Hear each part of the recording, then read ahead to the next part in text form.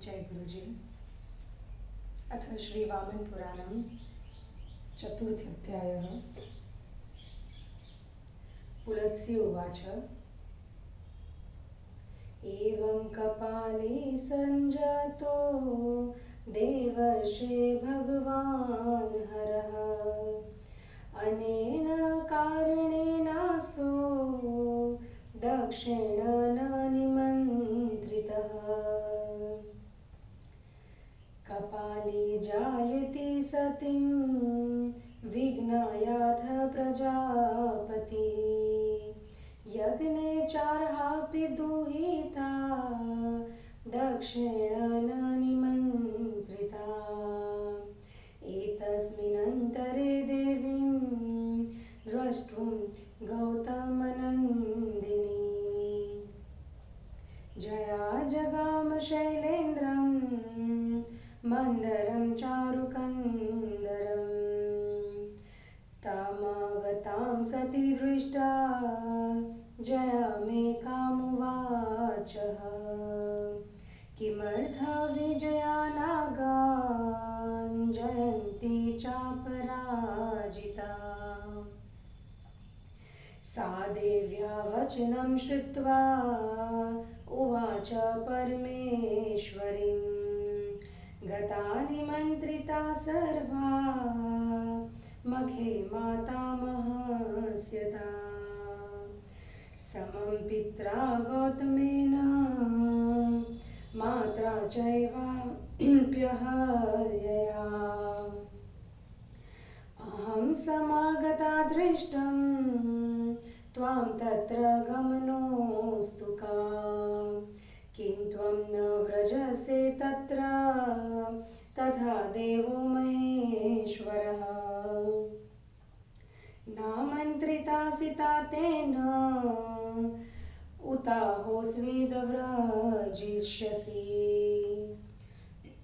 गतास्तु ऋषयः सर्वे ऋषिपल्यसुरास्तथा।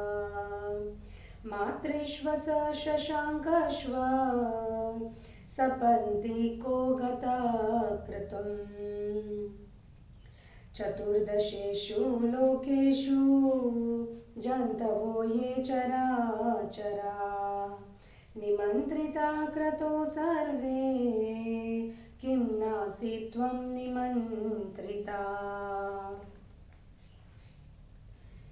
जयायास्तद्वच श्रुत्वा वज्रपातसमं सती, मन्युनाभिप्लुता ब्रह्मन् पञ्चत्वमगमत ततः।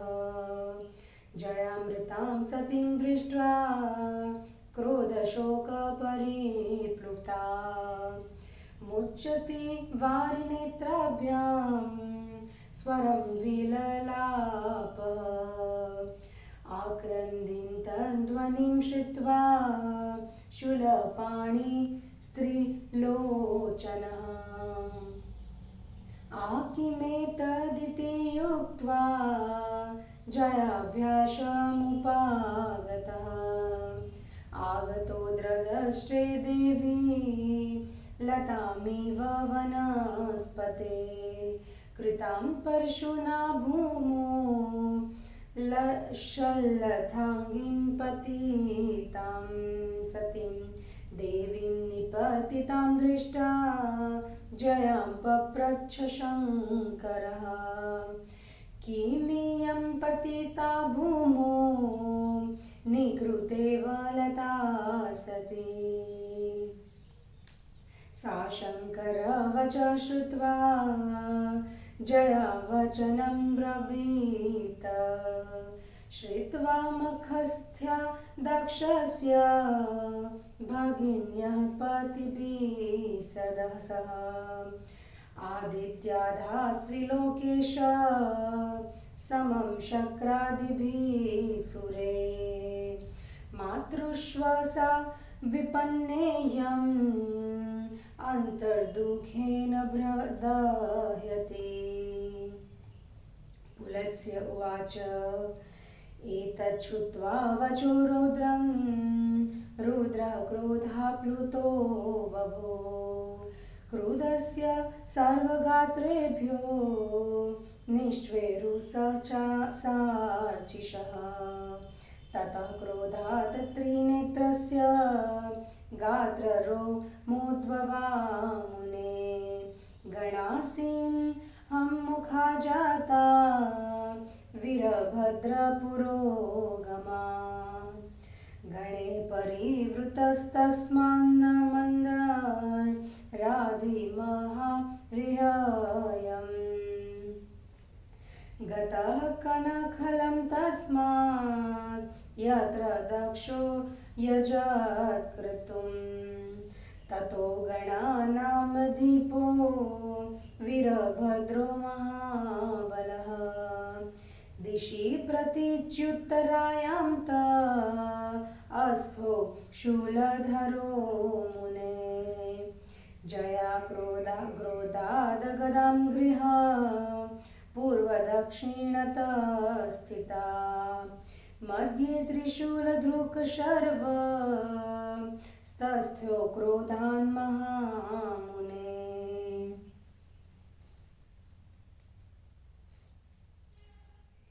मृगारिवन्दनं दृष्ट्वा देवशक्रपुरोगमा ऋषयो यक्षगन्धर्वा किमिदं त्वित्यचिन्तयन् ततस्तु धनुरादाय शरं श्वासि विशोपमान् द्वारपालस्तदा धर्मो वीरभद्रमुपाद्रवत् तमापतन्तं सहसा धर्मद्रष्टा गणेश्वरः करेणेकेन जग्राह त्रिशूलं वह्नि सन्निभम् कार्मुकं च द्वितीयेन तृतीयेनाथ मार्गणान् चतुर्थेन गदां गृह धर्ममभ्यद्रवद्गणः ततश्वतुर्भुजं दृष्ट्वा धर्मराजो गणेश्वरं तस्थावष्टभुजो भूत्वा नानायुधधरो व्ययः खड्गचर्मगदाप्रास परश्वत्थवरात् कुशः चापमार्गणभृतस्थो हन्तु कामो गणेश्वरम् गणेश्वरोऽपि संक्रुद्धो हन्तुं धर्मसनातनं ववर्ष मार्गणां स्तीक्ष्य आनं यथा प्रावृषितो यदः तावन्योऽयं महात्मानो शरचापधरो मुने रुधिरारुणस्तिस्कान्गो किं शुकाविवरे जतुः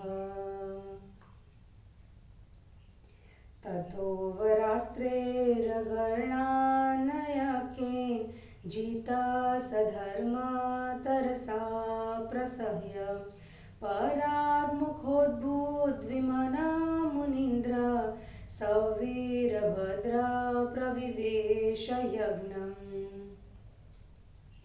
यज्ञवाटं प्रविष्टं तं वीरभद्रं गणेश्वरं द्वष्ट्वा तु सहसा देवा उत्तस्थो सायुधा मुने वत्सवोष्ठो महाभाग ग्रहानवसुदारुणा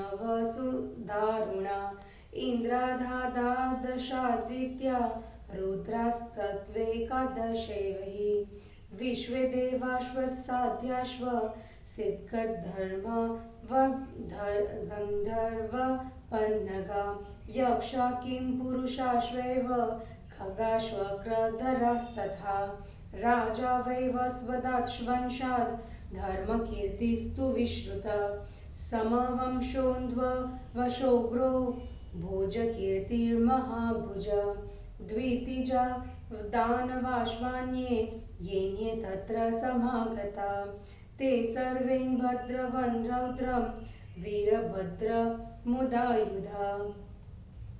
तानापतत एवाशु चापबाणधरो गण अभिदुद्राव वेगेन सर्वानेव शरोत्करे ते शत्रवर्षमतुलं गणेशाय समुत्सृजन् गणेशोऽपि वरास्त्रैस्तान् प्रचिच्छेद बिभेद च शस्त्रैश्व सततं वध्यमाना महात्मना वीरभद्रेण देवाधा अवहारमकुर्वत ततो विवेश गणपो यज्ञमध्यं सुविस्तृतं जुहना ऋषयो यत्र हविंषि प्रवितन्त्वने तते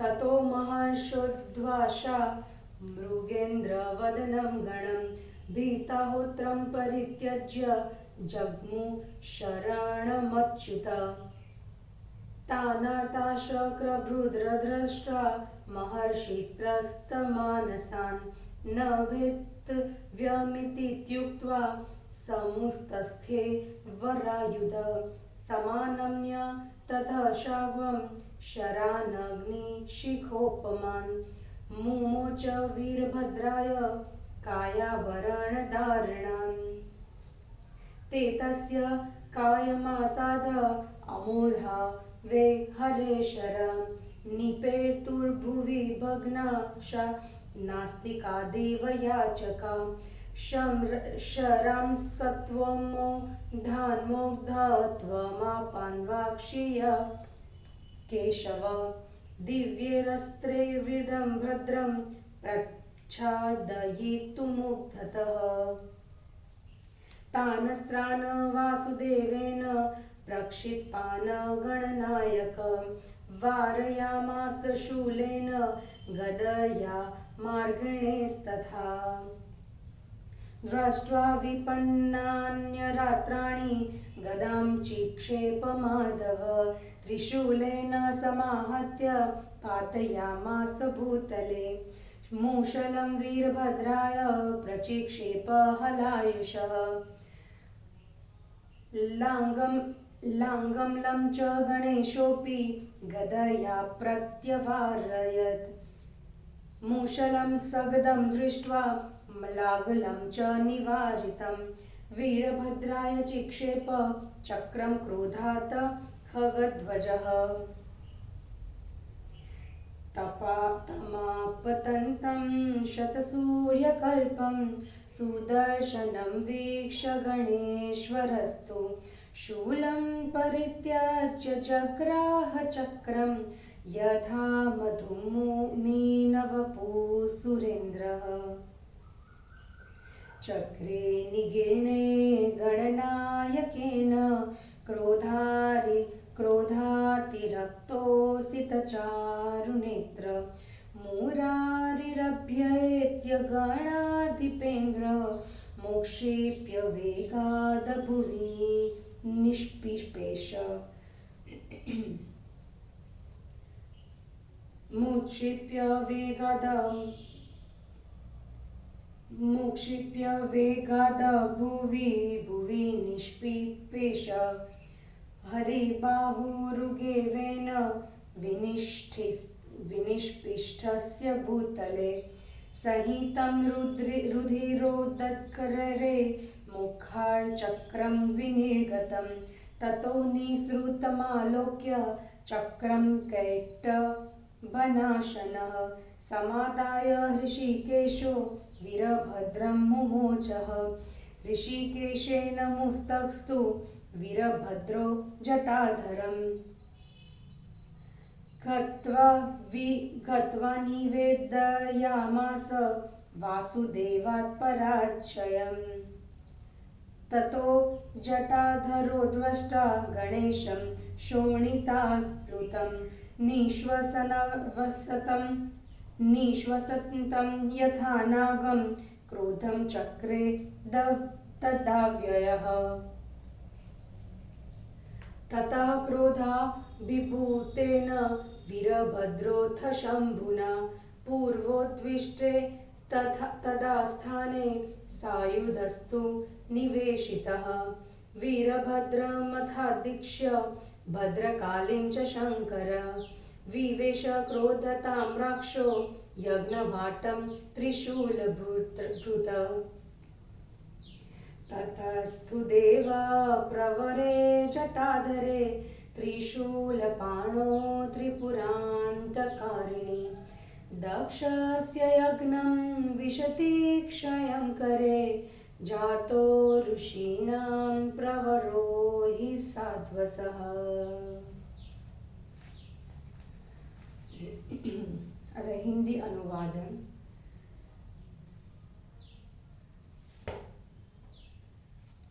विजया की मौसी सती से दक्ष यज्ञ की वार्ता। सती का प्राण त्याग, शिव का क्रोध एवं उनके गणों द्वारा दक्ष यज्ञ का विध्वंस। पुलत्स्य जी बोले, देवेश, भगवान शिव इस प्रकार कपाली नाम से ख्यात हुए और इसी कारण वे दक्ष के द्वारा निमंत्रित नहीं हुए। प्रजापति दक्ष ने सती को अपनी पुत्री होने पर भी कपाली की पत्नी समझकर निमंत्रण के योग्य न मानकर उन्हें यज्ञ में नहीं बुलाया। इसी बीच देवी का दर्शन करने के लिए गौतम पुत्री जया सुंदर गुफा वाले पर्वत श्रेष्ठ मंदिर पर गई। जया को वहां अकेली आई देखकर सती बोली, विजय, जयंती और अपराजिता यहाँ क्यों नहीं आई? देवी के वचन को सुनकर विजया ने उन सती परमेश्वरी से कहा, अपने पिता गौतम और माता अहल्या के साथ वे माता मह के सत्र मतलब यज्ञ में निमंत्रित होकर चली गई है। वहां जाने के लिए उत्सुक में आपसे मिलने आई हूँ। क्या आप तथा भगवान शिव वहां नहीं जा रहे हैं? क्या पिताजी ने आपको नहीं बुलाया अथवा आप वहां जाएगी? सभी ऋषि पत्नियां तथा देवगण वहां गए हैं। हे मातृश्वस, पत्नी के सहित शशांक भी उस यज्ञ में गए हैं। 14 लोकों के समस्त चराचर प्राणी उस यज्ञ में निमंत्रित हुए हैं। क्या आप निमंत्रित नहीं हैं? पुलत्स्य जी बोले, ब्राह्मण नारद जी, वज्रपात के समान जया की उस बात को सुनकर क्रोध एवं दुख से भरकर सती ने प्राण छोड़ दिए। सती को मरी हुई देखकर क्रोध एवं दुख से भरी जया आंसू बहाते हुए जोर जोर से विलाप करने लगी। रोने की करुण ध्वनि सुनकर शूलपाणी भगवान शिव, अरे क्या हुआ ऐसा कहकर इसके पास गए। वहां पहुंचकर उन्होंने फरसे से कटी वृक्ष पर चढ़ी लता की तरह सती को भूमि पर मरी पड़ी देखा तो जया से पूछा, ये सती कटी लता की तरह भूमि पर क्यों पड़ी हुई है? शिव के वचन को सुनकर जया बोली, हे त्रिलोकेश्वर, दक्ष के यज्ञ में अपने अपने पति के साथ बहनों का एवं इंद्र आदि देवों के साथ आदित्य आदि का निमंत्रित होकर उपस्थित होना सुनकर आंतरिक दुख की ज्वाला से दग्ध हो गई। इससे मेरी माता की बहन के प्राण निकल गए। पुलत्स्य जी ने कहा, जया के इस भयंकर अमंगल वचन को सुनकर शिवजी अत्यंत क्रुद्ध हो गए। उनके शरीर से सहसा अग्नि की तेज ज्वालाएं निकलने लगी। मुने इसके बाद क्रोध के कारण त्रिनेत्र भगवान शिव के शरीर के लोमों से सिंह के समान मुख वाले वीरभद्र आदि बहुत से रुद्रगण उत्पन्न हो गए। अपने गणों से घिरे भगवान शिव मंदर पर्वत से हिमालय पर गए और वहां से कनखल चले गए, जहां दक्ष यज्ञ कर रहे थे। इसके बाद सभी गणों में अग्रणी महाबली वीरभद्र शूल धारण किए पश्चिमोत्तर वायव्य दिशा में चले गए। महामुने क्रोध से गदा लेकर जया पूर्व दक्षिण दिशा में खड़ी हो गई और मध्य में क्रोध से भरे त्रिशूल लिए शंकर खड़े हो गए। सिंहवदन को देखकर इंद्र आदि देवता, ऋषि, यक्ष एवं गंधर्व लोग सोचने लगे कि यह क्या है। तदंतर द्वारपाल धर्म धनुष एवं सर्प के समान बाणों को लेकर वीरभद्र की ओर बढ़े। सहसा धर्म को आता हुआ देखकर गणेश्वर एक हाथ में अग्नि के सदृश त्रिशूल, दूसरे हाथ में धनुष, तीसरे हाथ में बाण और चौथे हाथ में गदा लेकर उनकी ओर दौड़ पड़े। इसके बाद धर्मराज ने चतुर्भुज गणेश्वर को देख और नाना प्रकार के अस्त्र शस्त्रों से सज्जित हो तथा 8 भुजाओं को धारण कर उनका सामना किया और गणों के स्वामी वीरभद्र पर प्रहार करने की इच्छा से वे अपने हाथों में ढाल, तलवार, गदा, भाला, फरसा, अंकुश, धनुष एवं बाण लेकर दौड़े खड़े हो गए। गणेश्वर वीरभद्र भी अत्यंत क्रुद्ध होकर धर्म को मारने के लिए वर्षाकालिक मेघ के सदृश उनके ऊपर तीक्ष्ण बाणों की वर्षा करने लगे। मुने धनुष को लिए रुधिर से लथपथ लाल शरीर वाले वे दोनों महात्मा पलाश पुष्प के समान दिखने लगे। मुनिराज, इसके बाद श्रेष्ठ शस्त्रास्त्रों के कारण वीरभद्र से पराजित होकर धर्मराज खिन्न होकर पीछे हट गए। इधर वीरभद्र यज्ञशाला में घुस गए। मुने गणेश्वर वीरभद्र को यज्ञ मंडप में घुसते देखकर सहसा सभी देवता अस्त्र शस्त्र लेकर उठ खड़े हुए। महाभाग 8वां वसु अत्यंत दारुण नवोग्रह इंद्र आदि दिक्पाल, द्वादश आदित्य, एकादश रुद्र, विश्वदेव, साध्यगण, सिद्धि, गंधर्व, पन्नग, यक्ष, किंपुरुष, महाबाहु, विहंगम, चक्रधर, वैवस्वत, वंशीय प्रसिद्ध राजा धर्मकीर्ति, चंद्रवंशीय महाबाहु, उग्र बलशाली राजा भोजकीर्ति, दैत्य दानव तथा वहां आए हुए अन्य सभी लोग आयुध लेकर रौद्र वीरभद्र की ओर दौड़ पड़े। धनुष बाण धारण किए गणों ने उन देवताओं के आते ही उन पर वेगपूर्वक शस्त्रों द्वारा आक्रमण कर दिया।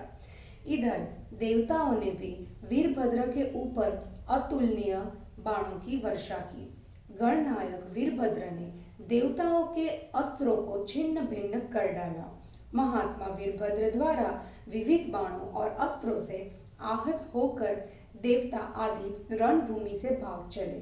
तब गणपति वीरभद्र सुविस्तृत यज्ञ के मध्य में प्रविष्ट हुए, जहां मुनिगण यज्ञ कुंडल में अविही की आहुति दे रहे थे।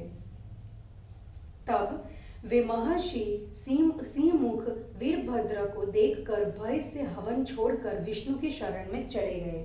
चक्रधारी विष्णु ने भयभीत महर्षियों को दुखी देखकर डरो मत ऐसा कहकर अपने श्रेष्ठ अस्त्र लेकर खड़े हो गए और अपने शार्ंग धनुष को चढ़ाकर वीरभद्र के ऊपर शरीर को विदीर्ण करने वाले अग्निशिखा के तुल्य बाणों की वर्षा करने लगे। पर श्रीहरि के वे अमोघ बाण वीरभद्र के शरीर पर पहुंचकर भी पृथ्वी पर ऐसे गिर पड़े जैसे कि याचक नास्तिक के पाप से विफल निराश होकर लौट जाते हैं। अपने बाणों को व्यर्थ होते देखकर भगवान विष्णु पुनः वीरभद्र को दिव्य अस्त्रों से ढक देने के लिए तैयार हो गए। वासुदेव के द्वारा प्रयुक्त उन बाणों को गणश्रेष्ठ वीरभद्र ने शूल, गदा और बाणों से रोककर विफल कर दिया। भगवान विष्णु ने अपने अस्त्रों को नष्ट होते देखकर उस पर कौमुदकी गदा फेंकी, किंतु वीरभद्र ने उसे भी अपने त्रिशूल से काटकर पृथ्वी पर गिरा दिया। हलायुध ने वीरभद्र की ओर मूसल और हल फेंका, जिसे वीरभद्र ने गदा से निवारित कर दिया। गदा के सहित मूसल और हल को नष्ट हुआ देखकर गरुड़ध्वज विष्णु ने क्रोध से वीरभद्र के ऊपर सुदर्शन चक्र चला दिया। गणेश्वर वीरभद्र ने सैकड़ों सूर्य के सदृश सुदर्शन चक्र को अपनी ओर आते देखा तो शूल को छोड़कर चक्र को वह ऐसे निगल लिए जैसे मीन शरीरधारी विष्णु मधुदैत्य को निगल गए थे। वीरभद्र द्वारा चक्र के निगल लिए जाने पर विष्णु के सुंदर काले नेत्र क्रोध से लाल हो गए। वे उसके निकट पहुंच गए और उसे वेग से उठा लिया तथा पृथ्वी पर पटक कर उसे पीसने लगे।